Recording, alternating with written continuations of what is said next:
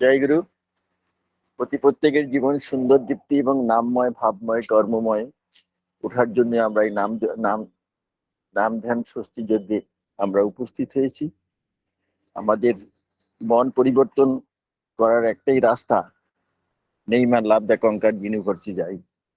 আর সত্যি আমরা ভাগ্যবান, আমরা এই নাম ধ্যানের সাথে যুক্ত হতে পারছি। আর যুক্ত হয়ে আমরা প্রত্যেকটা কর্মের ফিতে থেকে আমরা মুক্ত হচ্ছি। যত নামময় থাকবো আমার কর্মের চেতনা তত বেড়ে যাবে।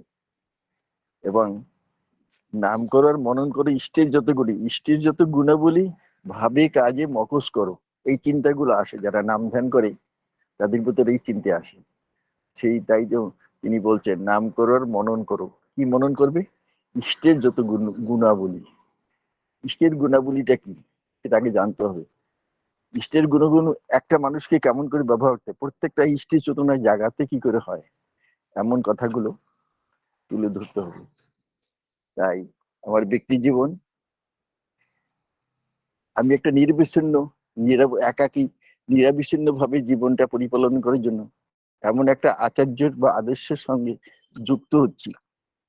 এই আচার্য নির্দেশ, এই আমরা যত মুক্ত হব, আমরা প্রবৃত্তি ততই যুক্ত হব, ততই মুক্ত হব। কর্মময় সামনের দিন দুনিয়ার মানুষ যে হাহাকার অত্যাচার চলছে, এ থেকে বাঁচার একটা রাস্তা, শান্তির একটা রাস্তা, সৎসঙ্গে যুক্ত হওয়া, সৎনাম মনন করা। আর কল্যাণের প্রতীক, প্রত্যেকটা লোক মানুষ হিংসায়, মানুষ কাউকে কি সহ্য করতে পারছে না। এমন দিকে পরম প্রেমায় পরম পৃথিবীর শ্রী শ্রী ঠাকুর নবীচন্দ্র বাংলা প্রত্যেকটা মানুষকে জাগাবার জন্য যে চেতনা দিয়েছেন, তিনি বলছেন চেত ক্ষেত্র যেত, এই অবসর নিয়ে বাড়ানো মানুষ জনিতে যখনই এসেছি পরম পিতার পরম প্রীতি কথা শোনার জন্য, তার পথে চলার জন্য। আর আমরা আমাদের জীবন তখনই সার্থক ঘটে তখন তার স্বার্থ হয়ে জীবন চলি। আর আমি যতটা মনের মতো ঠাকুরের হতে হলে, আমি যত এখানে করার জায়গা, আমি যত তার জন্য করব, তার জন্য চেয়ে প্রত্যেকটা মানুষকে তাকে বিতরণ করব, সেই ভাবটা জীবে জীবে ইষ্টে বিতরণ করব, তখন তার হয়ে উঠবো। একটাই রাস্তা, মানে নিত্য কৃষ্ণ দাস হতে হলে প্রত্যেকটা পরম পিতার দাস, তাকে সেই সেবা দিতে হয়। পিতৃপোষণ, পারিপার্শ্বিক উন্নয়ন, ইষ্টভরণ এবং পিতৃপোষণ আর পারিপার্শ্বিক উন্নয়ন, এই তিনটা উন্নয়নের জন্য আজকের বর্তমান যুগে আমাদের রবীন বাবা ডিপি ওয়ার্কের মাধ্যমে প্রত্যেকটা লোকের বাড়িতে যেতে বলছেন। যাদের বাড়ি প্রার্থনা করে না তাদের বাড়িতে প্রার্থনা করতে হয়, এবং মাঝে মাঝে সৎসঙ্গ দিতে হয়। সৎসঙ্গের এমন একটা জিনিস করতে হয়, তিনি বলছেন খালি বাতাসা, আর তাদের বাড়িতে বাতাসা না হলে নিজে পকেট থেকে কিনে নিয়ে সেখানে সৎসঙ্গ দেবেন, 5 জন হোক 10 জন হোক। আমরা এটা হলো আচার্য নির্দেশ। মানে এমন এমন এমন আড়ম্বর করব না যাতে অন্য লোকে, যাতে মানে প্রত্যেকটা কথা ভালোবাসে, কিন্তু এমন আচরণ করব, আমি নিজে পয়সা দিয়ে 5টা মানুষকে নিয়ে গেলাম, সৎসঙ্গ করলাম, প্রার্থনা করলাম, প্রসাদ দিলাম, গান কীর্তন করলাম, তাতে মানুষের ভাবটা পরিবর্তন হয়। মানুষ বহুত ভক্তি, মানুষ যতক্ষণ দেবতা ভুললে ইষ্ট ভুলিয়ে দুঃখ আসিয়া ধরে, মানুষ বহু দুঃখের মধ্যে আছে, কষ্টের মধ্যে আছে। এই আন্তরিকতা যার জন্য সৎসঙ্গী একমাত্র স্বর্গে যাওয়ার সিঁড়ি, তাকে অবলম্বন করে জীবনে চলতে হয়। আর মানবীয় গুণ সৎসঙ্গের আদর্শে মধ্যে আছে। আমরা যতটুকু আন্তরিকতা দিয়ে অভিব্যক্তি দেবো, ইষ্টানুক সহযোগ স্বার্থে যেন হয়, আমাদের কিন্তু ধ্বংস করতে পারবো না। আমরা বাঁচতে চাই, সবাইকে বাঁচাতে চাই, বাঁচার রাস্তা দুনিয়া, শান্তির কথা বহুত লর্ড, বহুত নেতারা আমাদের সামনে বলছে। শান্তি কেমন করে হয় তারা নিজেরাই জানা, কিন্তু জীবন্ত পুরুষোত্তম বলছেন ইষ্ট নেই জিস নেতা গো জম দালালি সমঝোস কো। যার জীবনে ইষ্ট আদর্শ নাই সে কখনো নেতা হতে পারে। নেতা হতে হলেই নত হতে হয়। আচার্য সুক্রিয় অনুরক্তি, পিতৃদেব ভব মাতৃদেব আচার্য, তারাই নেতা হতে পারে, তারাই গুরুমুখী হয়ে জীবনে চলতে পারে। আর গুরুমুখী যদি না হয়, জীব উদ্ধার হবে না। একজন এই গুরুমুখী ভক্ত আমাদের সামনে রেখে গেছেন। তাই তিনি বলছেন, আমি একদিন নিকুঞ্জ বিহারী মিশ্রকে বলেছিলাম যে আপনি তো বলছেন সত্যানুসরণ শ্রী শ্রী ঠাকুর বলছেন গুরুমুখ জীবের উদ্ধার কর্তা। কিন্তু ভগবান চৈতন্যদেব বলছেন জীবের গতি নাই, গতি নাই। তাহলে তিনি অনুকূল চন্দ্রজি এসছেন নরকে স্বর্গরাজ্য প্রতিষ্ঠা করার জন্য, আর বলছেন আমি তিনি, আমি তিনি, আমি তিনি, আমি তিনি। তিনি স্বয়ং আছে, কিন্তু মানুষ স্বীকারই করতে পারছে না। কেউ ঠাকুর বানিয়ে, কেউ দাদা বানিয়ে ভক্ত সেজে বসে আছে। মানে আমরা উদ্ধার কেমন করে হবো? তখন আমাকে বলছিলেন যে গুরুমুখ মানে বড়দাই, সে গুরুমুখ, ওনার ভাষায় উনি বলছিলেন, আমার এত ভালো লাগছে।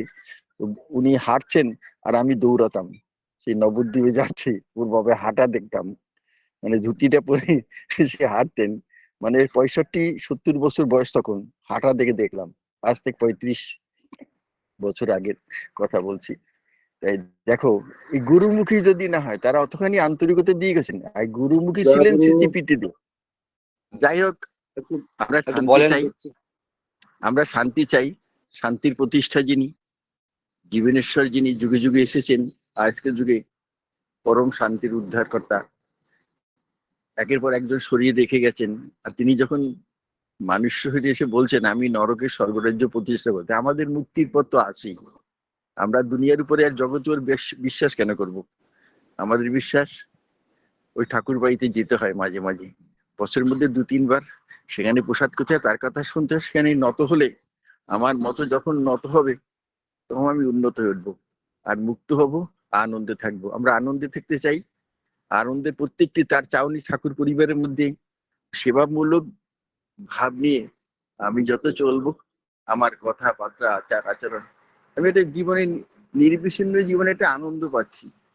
আমি ওই জায়গায় পাংখা চলছে, তার বসে বসে নাম করছি আর চিন্তা করছি। তিনি বলছেন সাউন্ড ডিজাই মানে শব্দই ব্রহ্ম, আর সেই শব্দ ব্রহ্ম, আর আমরা সেই শুনতে পাচ্ছি। আমরা তার প্রত্যেকটা মানুষ এই নাম করছে, চিন্তা করছি প্রত্যেকটা মানুষ কেমন করে বড় হতে পারে, কেমন করে ভালো হতে পারে, কেমন করে যোগ্য হতে পারে, কেমন করে রোগ শোক বিপদ আপদ থেকে মুক্তি পেতে পারে। তাই তিনি আমাদের সামনে এই 5টা নীতি দিয়েছেন। একটা হলো যজন, তাকে জানতে হয়, জানি সৎসঙ্গে যুক্ত হয়। যাজন, তার কথা বলতে হয়। আর ইষ্টভীতি, তার জন্য করতে হয় সুস্থয়নী, অস্তিত্বকে সুন্দরভাবে চালাবার যে রাস্তা তিনি তুলে ধরেছেন। আর এই সুস্থয়নী মানে না উন্নতিতে চান, আমরা উন্নতি হতে হলে সে সেটাকে টুক করে বলছেন প্রবৃত্তি মুক্ত ছিলেন।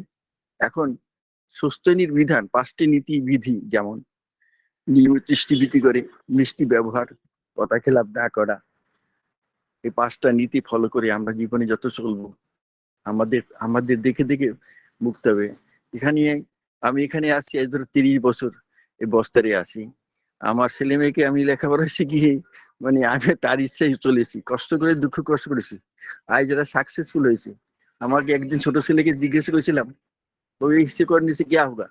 कल पापा हम लोग जितना पढ़ाई लिखाई किया, सरकार हमको नौकरी देने का पैसा नहीं देगा, जितना पढ़ाई लिखाई किया। ছোট ছেলে বলছে, जग ज्योतिषील बोलते एक्चुअली हम लोग सरकार कितना पैसा था, 20 लाख रुपया देगा, 1 करोड़ रुपया देगा, वो हम 1 साल में कमा लेंगे।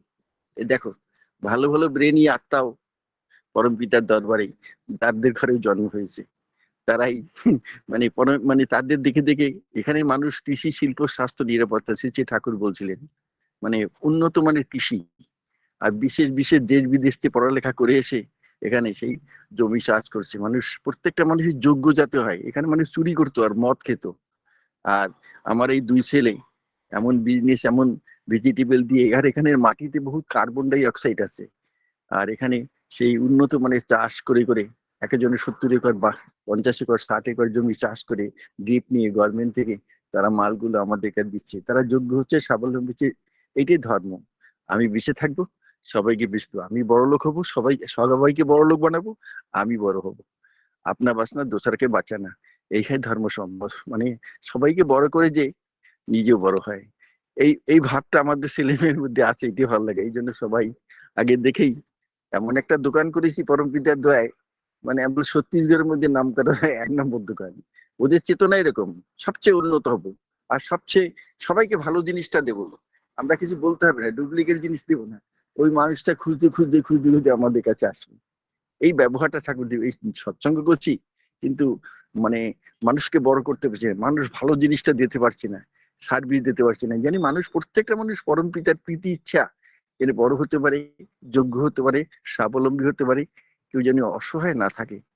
আমরা বৈশ্যে মানে মানে বৈশ্য জায়গায় দেশের টাকা, আর ক্ষত্রিয় যারা তারা দেশকে রক্ষা করবে, আর বিপ্র যারা তারা মাথা, তারা সেই জ্ঞান দেবে, বুদ্ধি দেবে। আর তাই বলছেন মানে যে বর্ণাশ্রম ঠিক করে যেটা, সেইটা অনুশাসন করে আমরা চলতে হবে। মানে সবার প্রধান বৈশ্য যোগায় দেশে টাকা, ক্ষত্রিয়রা রাজার জাত, সবার শূদ্র হয় জাতির চাকা। মানে এখানে সাধারণ মানুষ অত জ্ঞান জানে না, গ্রাম বাংলার মানুষ কিন্তু এখন অনেক পবিত্র হচ্ছে, অনেক নিরামিষ খাচ্ছে, ওখানে সুস্থ করছে।